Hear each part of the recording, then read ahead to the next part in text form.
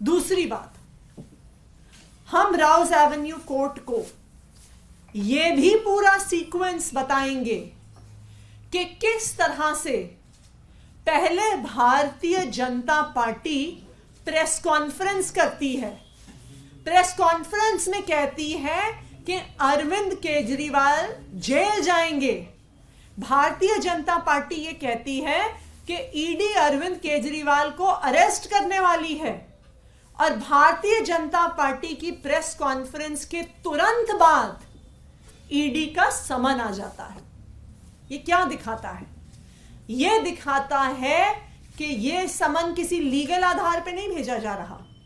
ये समन किसी जांच के लिए नहीं भेजा जा रहा, ये एक राजनीतिक साजिश है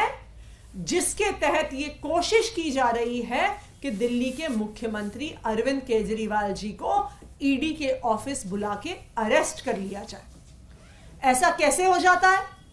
कि एक दिन भारतीय जनता पार्टी की प्रेस कॉन्फ्रेंस होती है, उसके अगले दिन एक समन आ जाता है, भारतीय जनता पार्टी की दूसरी प्रेस कॉन्फ्रेंस होती है, उसके बाद दूसरा समन आ जाता है, तीसरी प्रेस कॉन्फ्रेंस होती है, तीसरा समन आ जाता है।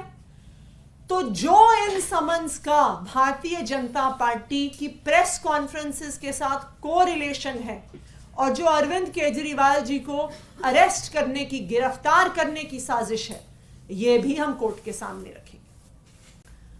चौथी बात जो हम माननीय न्यायालय के सामने रखेंगे कि किस तरह से जब से ये ईडी के समन भेजे जा रहे हैं, साथ ही साथ दिल्ली की चुनी हुई सरकार गिराने की साजिश हो रही है, ऑपरेशन लोटस की शुरुआत हो रही है। कुछ लोग हमारे विधायकों के पास पहुंच रहे हैं, उनको पैसों की ऑफर दे रहे हैं, उनको टिकटों की ऑफर दे रहे हैं और कह रहे हैं कि अब तो ईडी का समन आ गया, अब अरविंद केजरीवाल जी गिरफ्तार होंगे और हम सरकार तोड़ देंगे। तो ये चौथी और महत्वपूर्ण बात है जो हम माननीय न्यायालय के सामने रखेंगे। पांचवी और शायद सबसे महत्वपूर्ण बात जो हम माननीय न्यायालय के सामने रखेंगे वो है पिछले 2 दिन का घटनाक्रम जो हमने ईडी को एक्सपोज किया, उनकी सच्चाई को एक्सपोज किया और पूरे देश के सामने रखा कि किस तरह से इन्फोर्समेंट डायरेक्टोरेट बयानों के ऑडियो गायब कर रहा है, किस तरह से सुप्रीम कोर्ट और राउज एवेन्यू कोर्ट के आदेश के बावजूद ऑडियो नहीं है इंटेरोगेशंस का, उस ऑडियो को डिलीट कर दिया गया है, किस तरह विटनेसेस कह रहे हैं कि रिटन स्टेटमेंट में और जो उन्होंने वहां पे बोला था उसमें अंतर है। इसको भी हम कोर्ट के सामने रखेंगे क्योंकि माननीय न्यायालय को यह पता होना जरूरी है कि आज के दिन ईडी कोई जांच नहीं कर रही है, ईडी कोई सत्य तक पहुंचने की कोशिश नहीं कर रही है। आज ईडी का सिर्फ एक मकसद है कि भारतीय जनता पार्टी शासित केंद्र सरकार ईडी का प्रयोग करके अरविंद केजरीवाल को कुचलना चाहती है।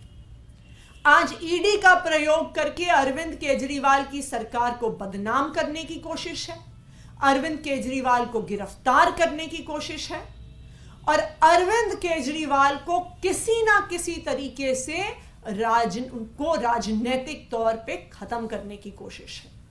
तो ये सारा षड्यंत्र हम माननीय न्यायालय के सामने रखेंगे कि इस देश के देश के कोर्ट्स को, न्यायालयों को पता होना चाहिए कि किस प्रकार से केंद्र सरकार अपनी एजेंसीज, खास करके ईडी और सीबीआई का अपने राजनीतिक प्रतिद्वंदियों के खिलाफ उपयोग कर रही है।